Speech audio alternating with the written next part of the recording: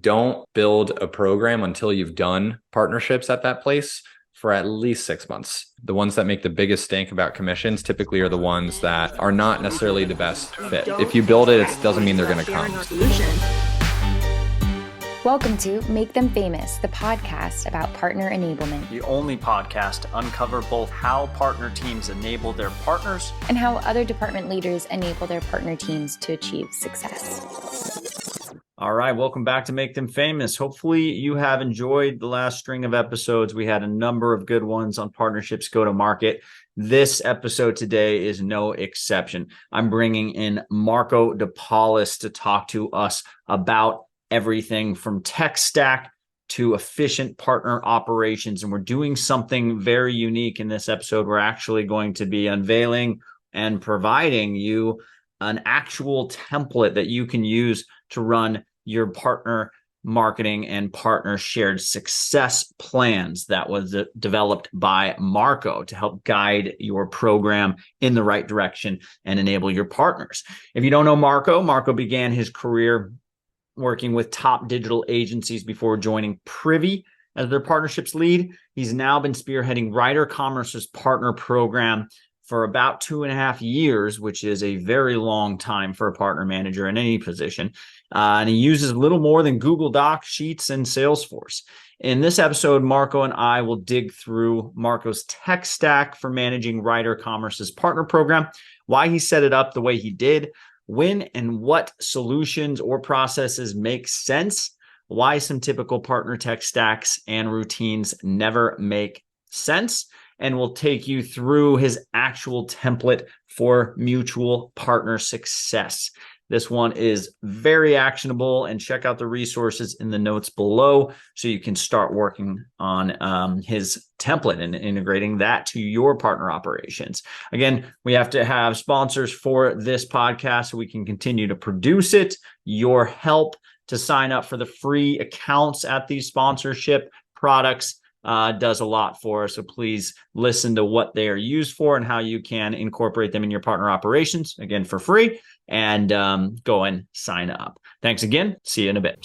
So let's talk about 2 tools that you can use to effectively manage and draw revenue from partner operations for free if you choose. I'm showing here, this is the free reveal.co account, not reveal.com, reveal.co.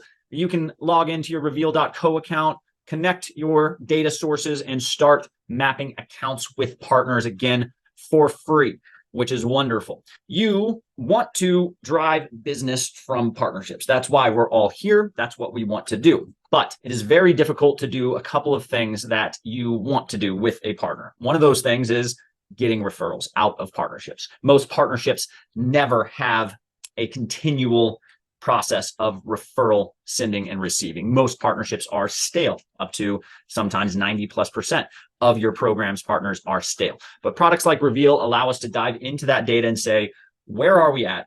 Who do you have that we also have in each stage of the pipeline? And let's create a system that pushes these deals further down our pipeline together. And one thing that's important about mapping accounts versus co-selling is you can map accounts to start the source of attribution between you and a new partner. I like to say you want to co-sell, but oftentimes the partnership won't get there, right? But that doesn't mean that you don't need to see, here is where we are at as a partnership today, meaning we have 10 shared customers, the middle of the Venn diagram, if you are visualizing this, and I want to get to 20. Let's go do partner marketing. Let's go do some co-selling. Let's go create some additional pie together. And let's look back at this middle of the Venn diagram in a month and see if we have 12 or 15 or 20 and see if this stuff that we're doing together is actually working. That's reveal.co. Go and create your free account today. Second thing you're going to need is a resource, a tool, a place to say, here is where we are doing partnerships, and here's what's going on with our ecosystem. It's called Partnerhub. And again, it does have a free account. If you're a tech user listening, reach out to an agency like this one here that's a partner of yours to send you a request through their partner's area.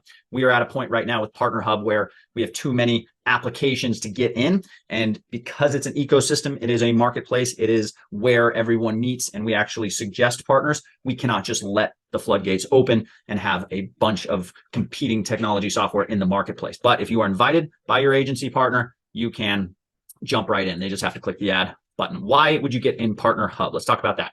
Like I mentioned, it is your central source of truth for what partners are in what stages doing what activities now. It is also where you automate onboarding, where you trigger messages, where you push partners down a series of steps that they need to execute to get deeper in your program.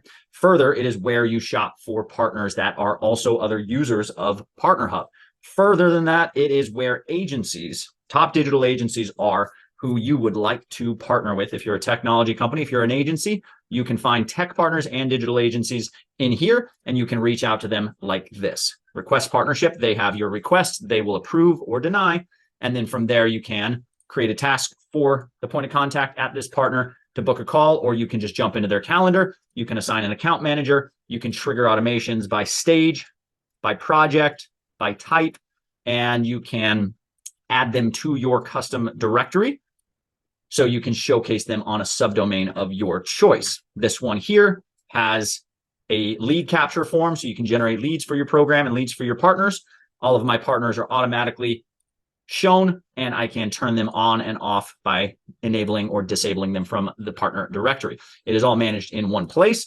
Further, you have a broadcast system where you can activate partners and bring them closer to your program, and then all the PRM features that you quote unquote need. And that's what we talk about on this podcast, how to effectively run partner operations and how the best teams on the planet are doing partnerships. And I think you'll really enjoy these two tools to get the most out of your partners and maintain the best partner program that you can. So check out partnerhub.app. And then there's a few links to book demos. There's a few links to watch some videos and see how the product works. And we know you're going to love it. So jump in and we'll see you inside. Our listeners who don't know you and haven't seen you in our boot camps and other stuff, please introduce yourself, and I'll go into a screen share here. Yeah, man. Thank you for having me. Appreciate it. Name is Marco de Paulis, Director of E-commerce Partnerships at Ryder. Previously Whiplash. We were acquired about 2 years ago. Yeah, killer. I think I met you somewhere down here. I think even deeper. Yeah, Privy. That's when you and I first started talking. And then just like most partner managers out there, you bounce around a little bit. And companies close, partner programs stop, and you got to go find new and exciting stuff. But you've been at Whiplash for what is, in our business, a very long period of time. 2 years and 3 months. Correct? One of my longer stints, for sure. Yeah. It's been a little over 2 years now. That's, again, including that acquisition time. I think before we were acquired, I was there 6 months, which, in 21, that was just happening all over the place, right? That was after just leaving after the Privy Attentive acquisition. So I was able to stay at Privy for a couple of years. The Attentive acquisition happened, took a few months, and then I figured it was a good time to look for something new. I did a lot of MarTech, a lot of heavy e-com stuff for a few years there, because I was previously working at agencies, and so felt like a change of pace would have been nice. This is great. I actually forgot that. I knew it when I first met you. That was noticed, right? Yep. Yeah. And then I worked at 3 agencies. That's where I got my career started. So it was more on the sales and marketing side. And this will probably play into our talk later. My first job was sales and marketing operations. And so I was basically like the Salesforce master of the agency. It was a good sized agency, 100-something people in Philadelphia.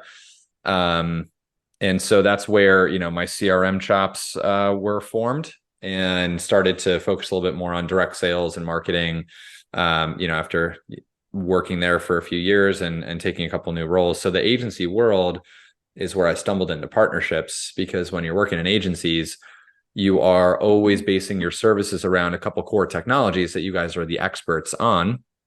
And I just naturally, as someone who, I just am a people person. I like to build relationships. I like to, try and really empathize and understand and find bi-directionally valuable, relationships, partnerships. found myself, befriending and really getting together a lot with the folks at those different technology platforms. They were not e-com platforms. They were more like, hosted solutions for content management, systems and some email systems and things like that back in the day. And then I ended up in a Shopify agency, and that's when everything really lit up for me. And, that Shopify ecosystem is just so unique.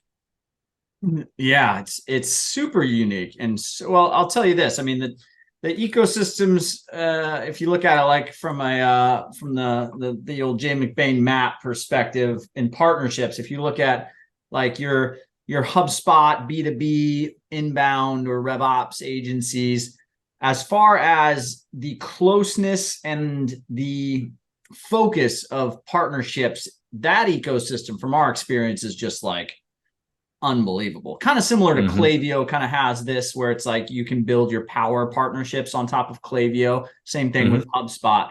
When you get into e-commerce, the unique thing about e-commerce is where the B2B side, the HubSpot agencies, they'll have like 5 partners and they're super close. They go really deep with those 5 tech partners, agencies, different agency to agency, a different story. But when you get into e-commerce, I'll talk to agencies that have 35, 40, 100 partners. And a part of that is the e-commerce tech stack is each website has 50 tools on it, whereas it's a little different in like SaaS, B2B SaaS and stuff like that. 100%. Yeah. And that's all Shopify's, doing, right? Like they created a platform that was intended to be very, let's say, give you the tools you needed to run a business, and not have to worry about the back end and all the challenging technological aspects, but also give it a, design and build whatever you want. We're going to give you a pretty clean slate, and we're going to enable, kind of like an iOS app experience so that you can go and drop whatever you want into it to make it, unique and custom to your brand and really show off your brand. And so just naturally the way, I don't know if Shopify intended it to be that way, but they created this infrastructure that was just perfect for all these little companies to just start, right? Creating these little apps and widgets for Shopify, just like how Apple has done with their, the iOS App Store. Yeah. And it's another unique thing is the product itself is the experience for the customer, which lends itself perfectly to larger tech stacks.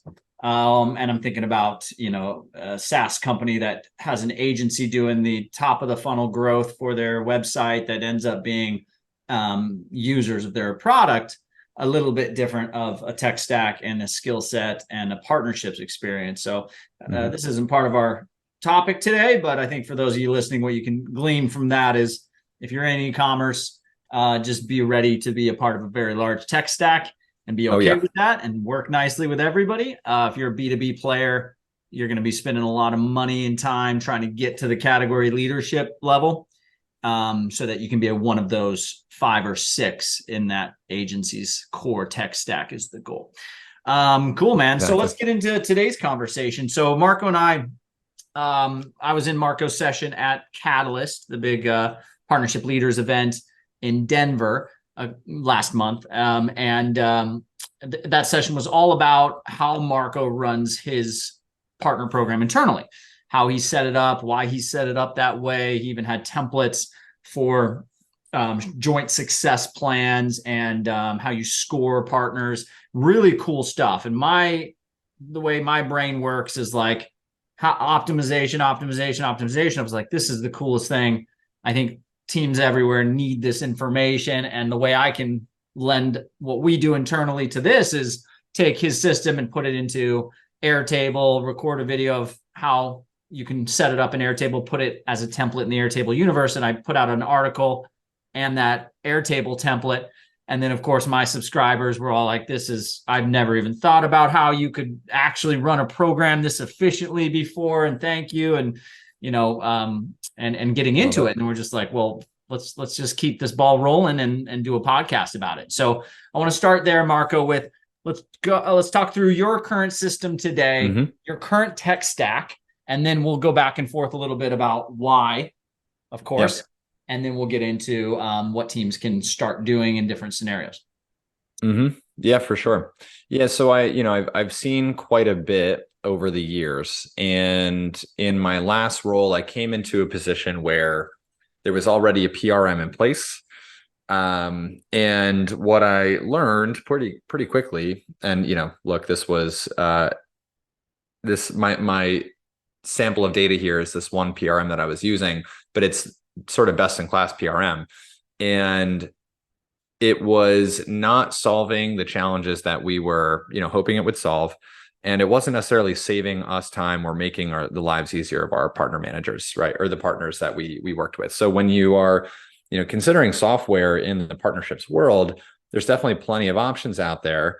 But the challenge that I've always found is that every program is run extremely different. Every business operates extremely different from a billing perspective, a subscription perspective, commissions, what have you.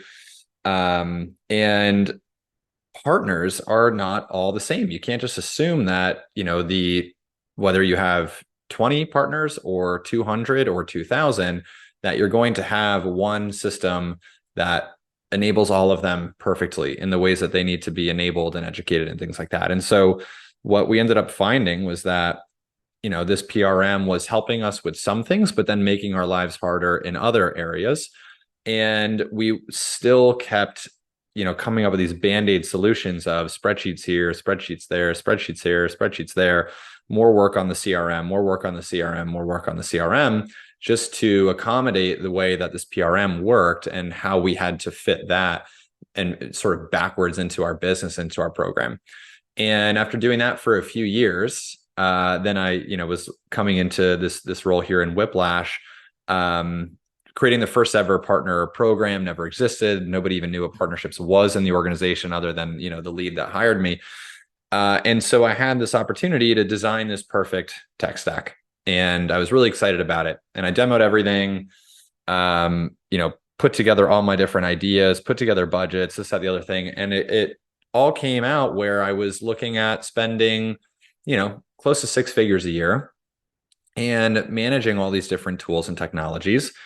And, I had like an honest conversation with my lead, and I had to with myself, where I was like, okay, this may work really well for us and it may automate a bunch of stuff. How much time is that going to save, and how valuable is that going to be to us and our partners?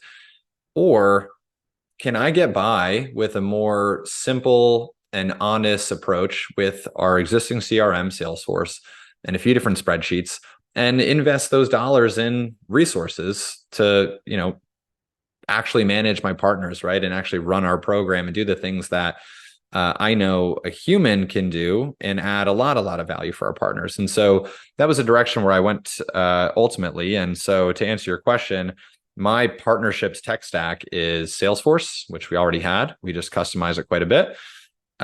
We use our folders in SharePoint or Google Drive, whatever is your source of truth for, your files and things like that at the company.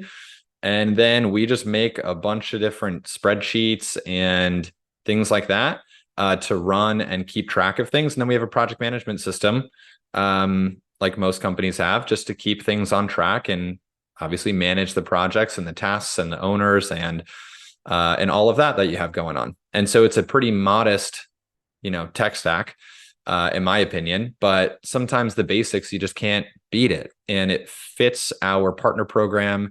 It fits the business and the business model. And ultimately, right, like every partner out there, they're going to work in Google Drive or they're going to work off of Word and Excel. They're going to be able to work with you on these documents. But we found that that's a lot better and a lot easier and a path of much less resistance with our partners, because we don't have to give them something else to log into and to go find documents and to go get trained on this and that. And we found internally and for our own, needs, we are pros at all of those things already. And so we don't need to go and try and fit this other piece of technology into what we're trying to do. So that's my long-winded answer. No, I love it. I love it. And this is not a selfish plug for Partnerhub, because Marco and Ryder don't use Partnerhub. They don't need it. So this is just so you know how unbiased this recording is. we're not here to shoot a commercial. So Salesforce, Google Sheets, you do have a free Crossbeam account that you'll log into for partners that you do want to go into a sales motion with and see if there's any data in there. The entire tech stack outside of Salesforce, but that's already purchased by the company, is more or less free. And I think there's a couple important things that teams listening to this need to know. It's like while there is a time and a place for certain technology, the mentality that mainly new partnership teams being built have, in my experience, and I want to, Marco, your opinion on this, is, okay, well, there's an activity that we need to get accounted for. And accounted for, okay, well, account for means I need a source of record. Okay. And then I'm going to run into walls if I try to work with my sales team on this, so I need my own thing. And there's all this inbox sales collateral and all these tools. As soon as I join a new company as a partner manager, you're going to get inundated with outreach from sales teams. And you just all of a sudden are just on this pathway that leads you to a bloated tech stack that you are going to run into walls and, be hammering your head against your desk all day long, trying to get your team to use it, trying to get data moved over, trying to get it to work with other tools. And because unfortunately partnerships and partner teams and partner managers have a half-life of about, 9 months to maybe 2 years, that is all going to get ripped out. And what happens then that teams don't even think about is like, well, all that partner activity, the data, everything that you spent all that time putting into that tool is going to get lost or diluted. And the partners at the end of that, what you're doing to them is not only pulling out their source of contact, you're replacing a partner manager, but you're making the new team who's going to set up a brand new tech stack have to go back to those same individuals or those same companies at least and try to re-onboard them into another system that they just didn't subscribe for. They didn't sign up for in the beginning. They want to work with your company and implement your solution. They do not want to have to log into all this different stuff and try to figure out every year and a half where to go to get stuff. And it just creates a system. So the question I think I have in this rant here is, Marco, what would your advice be to early partner managers when they're getting everything set up? What is the time frame? What do you tell your partner manager friends to do? Obviously, we have a free tech stack for them, but what's the advice? What's the mentality and the put your coaching hat on? What do you tell people when it comes to kind of setting up their program? Yeah, so I think one comment on your last point is one of the biggest drivers that I always think about, right, is that it's not about me and it's not about what I'm trying to accomplish. It's about my partner, right? Because everything that we do is ultimately, the first priority is how do we serve them? How do we help them? How do we add value to them? Because we know it's going to come back around. And so what I'm always suggesting people think about first is put yourself in their shoes. Do they need something else to log into? Do they need some other form to fill out? Will that be enjoyable for them? Will that be a hassle for them? Are you making a complicated lead submission process when, what's going to be easiest for them? Is it going to be an email introduction or a Slack message? Or is it going to be going to this link you have to bookmark and going and filling out this form and doing all this stuff? And so that's how I try to approach it, is I want to take the responsibility for the data entering and the tracking, and I want to make it as easy as possible for anyone on the other side, because I know they already have a ton of stuff that they have to worry about in their roles and with their 30 other partners that they're managing. So when I talk to folks that are building out a partnerships tech stack, is I tell them to be extremely empathetic and think about that side of it first, and tell them to look at what the company already has. Can you get by with some of that rather than, again, trying to fit a square piece of software into this round hole that is your partner program and the operations that you have. Because, again, this is my own specific experience, but most of those systems, they're not going to check every box for you, and they're just going to end up creating more workarounds, and you're going to end up where you started, which is you're going to spend 10 hours a week just, doing other stuff, right, to track the data that you need to track when you could have just done it yourself in the systems that you have, right? So utilize that CRM as much as possible. When you're talking about enablement, collateral and training and things like that, let's keep it simple. Like, let's just use Google Drive and Microsoft, OneDrive folders, and put the collateral in there and bookmark, the link in your shared Slack channel, right? I like web pages more than I like PDFs. So let's just go put, landing pages together with our partners that never go static, rather than trying to, put PDFs in a PRM and get people to, go through this like 5-step learning process. And let's just put what we need to on a website or in the, the portal, the free portal, sorry, not portal, the free, what's it called? I'm missing it here. The partner program tiered. Yeah, there's directory. Thank LMS, you. Directory. LMS learning management system is typical. Yeah, we don't need any of that stuff, right? So, you can get like a free directory to slap on your site and put a bunch of information there. So just try and be scrappy and try and build out, before you're going to do any software, build out what you need in your CRM, build out what you need in Google Drive and things like that, build some sheets, build some documents, build some web pages, keep it really, really simple, and see if you can, get to an end product that way. And is that going to be sufficient for you? Can you work with that? Can you run with that, rather than, spending 50K or whatever it is a year on this thing? Plus you're going to get dinged on transaction fees, and they have escrow accounts and all this crap that make things really challenging and tricky from a billing perspective and like a tax perspective. So much to unpack there. I want to talk about the rabbit holes, and this is the conversation that you're having internally right now. If you're listening to this podcast and you're actually taking some of this advice, you probably either are getting to that point where you have a 12-month commitment to something coming up, and you need to figure out whether you're going to stick with it, or maybe you haven't committed to something, but you're getting inundated. You're in sales scenarios with these different companies. The number one largest rabbit hole to a partner program is around automation, specifically around partner payouts and commissions. I know Ryder. I don't know Ryder, but I believe you guys pay your partners for deals. Yes or no? We offer it. I would say that 75% of our partners, if not more, just don't opt in. Oh, okay. So this is a perfect scenario. And we do not opt in for it as well from our side. We don't want any other incentives or anything like that.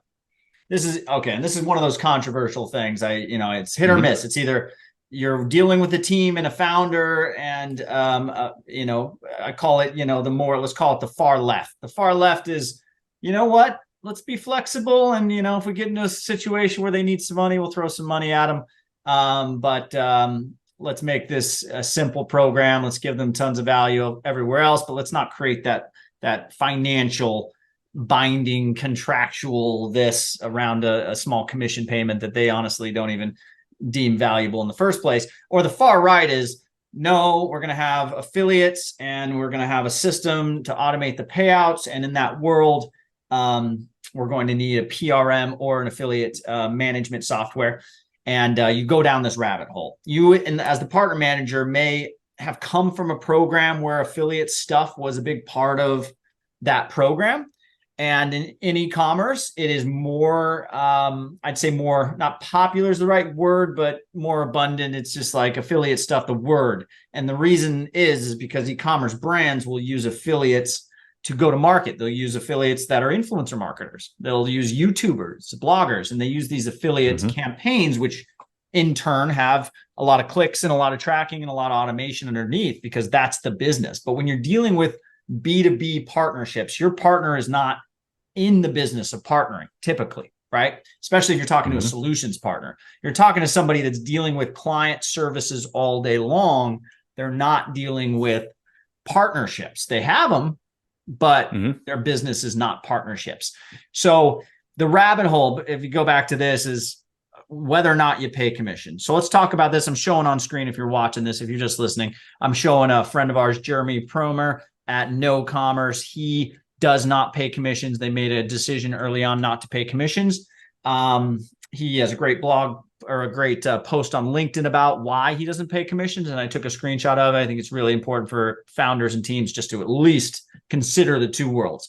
But Marco, what your experience with really heavy commission focused partner programs? I think you are. And then obviously you were an agency and now you're in kind of more on the left where if I bring you an enterprise deal and I know how much you're going to make from it and I need to take my team to Hawaii, I'm going to be like, dude, give me $5,000. I know you're making 200 grand off this. Give me five.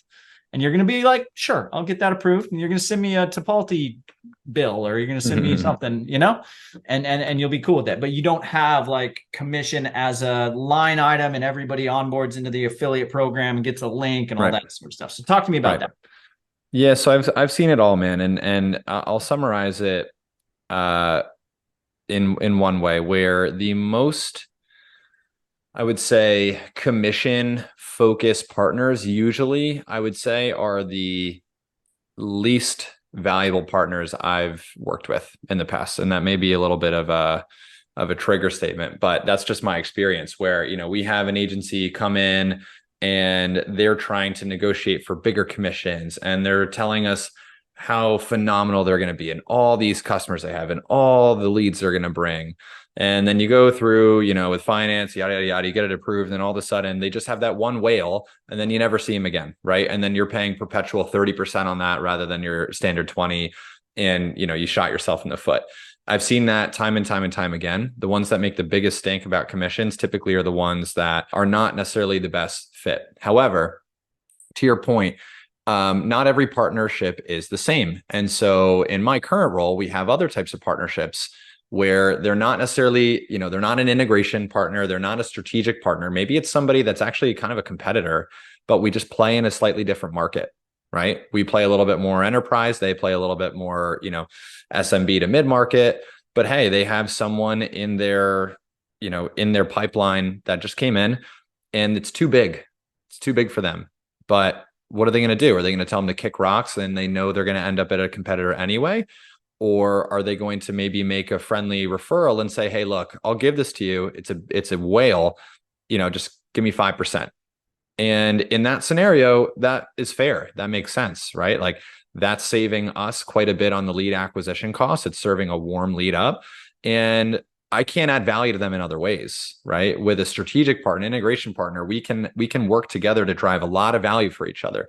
We can influence deals, we can co-sell, we can back channel, we can do co-marketing, we can do all these other things. But with a provider that's maybe slightly competitive or something, or a consultant where his only the living that he makes is off of doing some sort of matchmaking stuff. That's their business model. I think that commissions and things like that are fine to have, right? To have it available. So, in sum, here's how I approach it in my current role. We have commissions as an option that someone can opt into. If they want to opt into it, here's the structure. Here's how it works. We do a flat rate commission payout based on the size of the deal. We don't do any percentage crap. That way we don't have to go and reconcile numbers. We don't have to go run a bunch of numbers to see what was the profit or what was this, what was that, and do some calculating on it. We just have flat numbers based on the deal size. And if it, hits one of those tiers, boom, and you opt into that, I'm going to give you an addendum to, the standard partner contract that we have. We'll slap that on. You're set up for commissions now. I go and check that box in the CRM that you're a partner that does take commissions because we run reports on that. And then boom, you're in the program. And I've designed it in a way where we're okay to eat that, eat that cost for the acquisition. But again, I'm just going to come back to saying that the ones that don't sign up for commissions in my current program and in my experience, the ones who do not prioritize commissions, those are typically the partners that are in it for the long haul. They're in it for the joint value. They're in it to, help their customers and for us to help our customers. And those are the strongest and best partnerships. I love it. I love it. And if you're listening to this and you're of the you're in the ballpark of high frequency, lots of downloads, lots of users, low cost for your product, the word affiliate plus marketing may be a strategy that you and the team decide to go down. Yep. But again, we're not talking about affiliate marketing on this podcast at all. What we're talking about is running a partner program. And the difference is the affiliates is a marketing agenda that you deploy across lots of channels and enable people that are in the business of making money off of pushing product.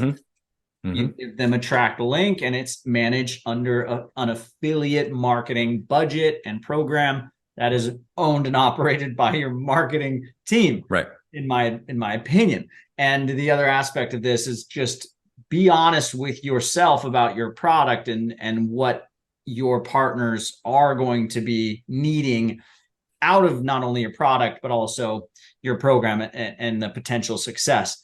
And the reason I say that is because too many teams are very egotistical about their product, in the sense that they think they're going to roll out a program and all of their users are just going to be sending business in, and they're not going to need to really work closely with them. They're just the product is going to do all the heavy lifting. And in that world, they think automation, they think all that, and it's they think affiliate payments and commissions, and then their head goes into, how am I going to track this? It's going to be a nightmare. And then they go shopping for software, and they end up buying a 12-month contract with some huge piece of software that they don't need now. And honestly, I'll talk to them 12 months later and they don't need it 12 months later, and they'll be backpedaling and creating that system of again, just pissing off partners and annoying partners, which tarnishes the brand and you as a partner manager as well. When you go to your next gig, which you probably will, you're going to call up that partner and they're going to see you as just a big annoying hole in their day, just pulling them to another portal. Oh my God. Anyways, I do want to talk about. And they lost all that own time, all of their own time, right? Just trying to do that, trying to manage it, trying to build it, and trying to enable all that stuff. And then at the end of the day, you end up, back at square one. Yep. And I'll show you something really fun. We can talk about this together. This is the kind of stuff that I get.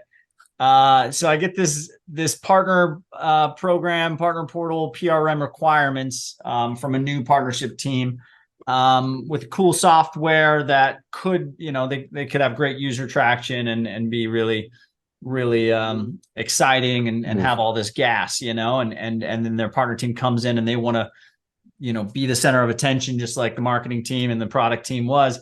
And they go into it with this. And if you're listening, and not watching, I'm showing like a 17-page document that has a grid and it has all of the features that they need, from tier management to CRM sync to automated this and automated that and training and all the stuff, and a lot of mandatories and required as a part of like what this team needs. And if you have something like this and you feel, you're in a similar boat of just like feature, yes, I need that, quote unquote, you're going to end up with a very big piece of software. And then it comes down to, okay, well, now you have a number on your head for how much you are costing the company, not just your salary, which, partner managers make a good living typically.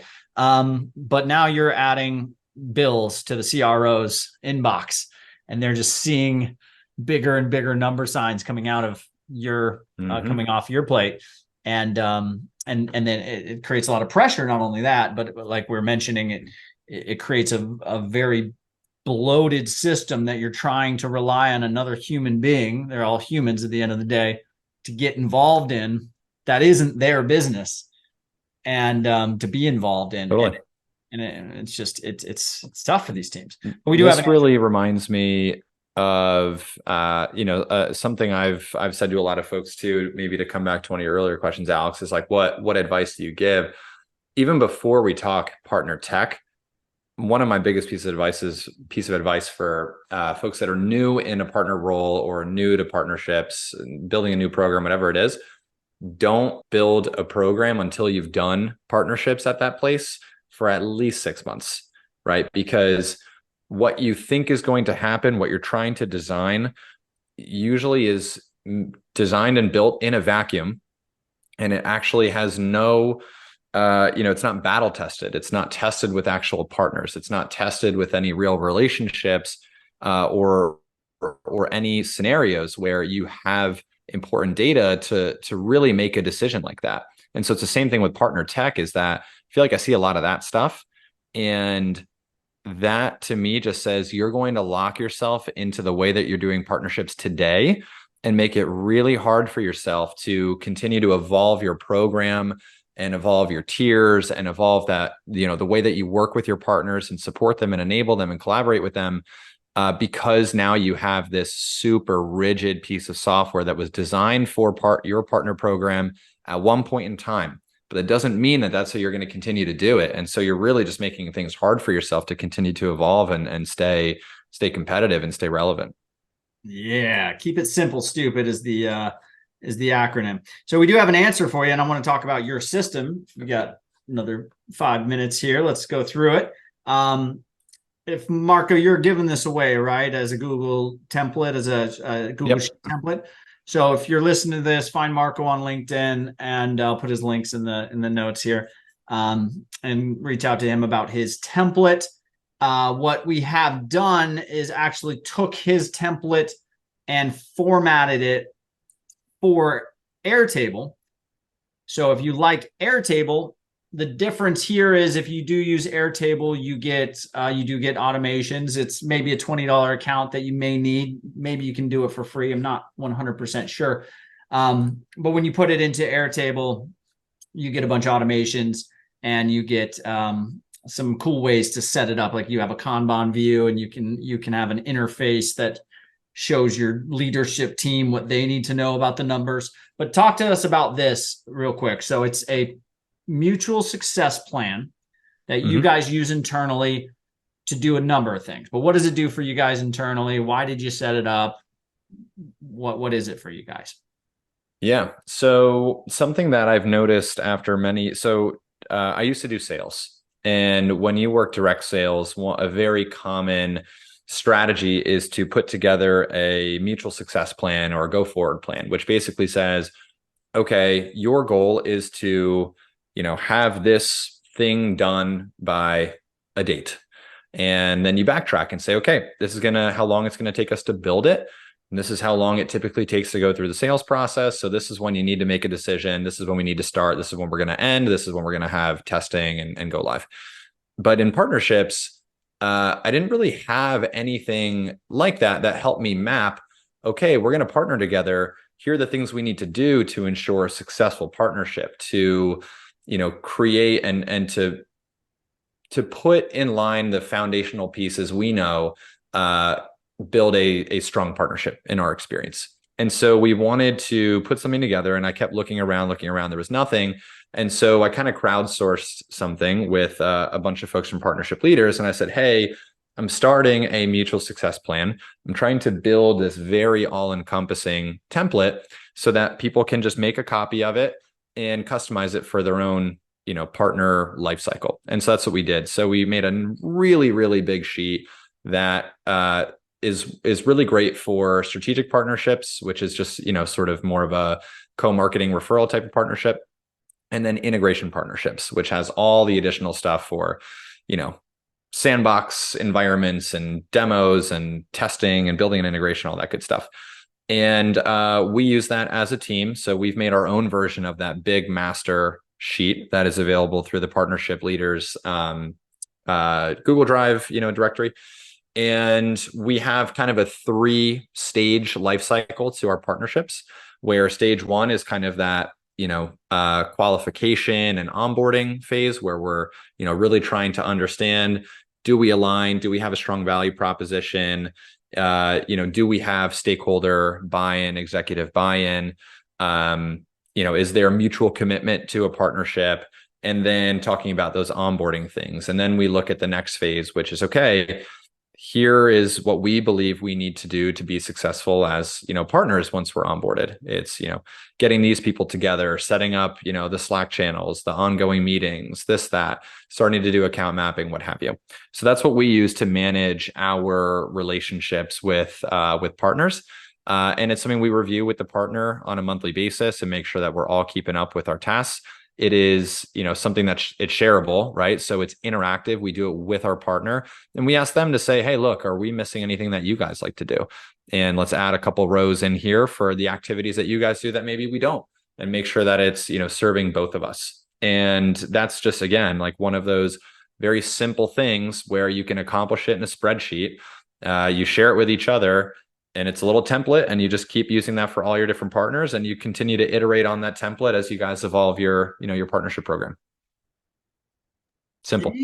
Easy peasy. Yeah. And again, we have links to this in the notes below. So look down for some of these resources and reach out to Marco if you need help getting your system structured. And while Marco was presenting at Catalyst, someone had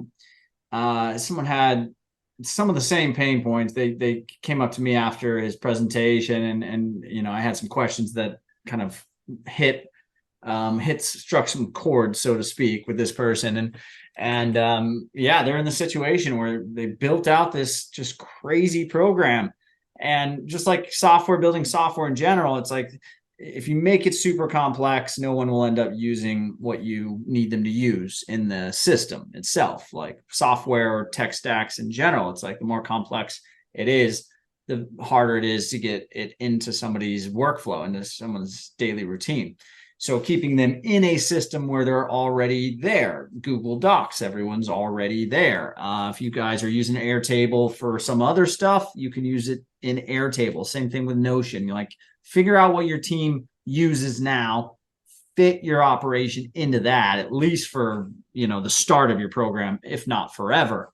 And then when you're talking about scale, which is a tough word these days, I don't think any partner programs are going to be scaling in the future to the extent that your Microsofts and your HubSpots and Salesforces did. Few of you maybe, but most of you won't.